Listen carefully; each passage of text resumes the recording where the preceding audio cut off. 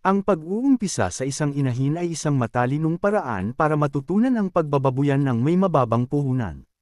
Narito ang 5 simpleng tips para magtagumpay sa iyong pagsisimula. 1. Pumili ng magandang lahi. Tiyaking malusog ang dik. Pumili ng mahabang katawan. Dapat may 12 pataas na utong.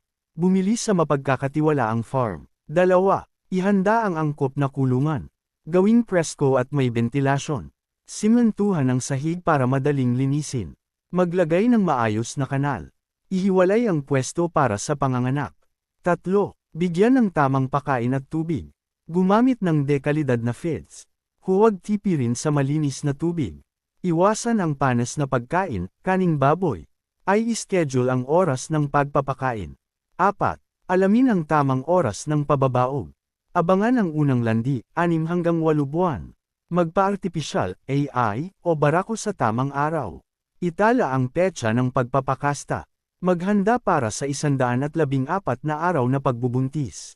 5. Kumonsulta sa veterinaryo o perga, bakuna. Sundin ang ischedule ng bakuna.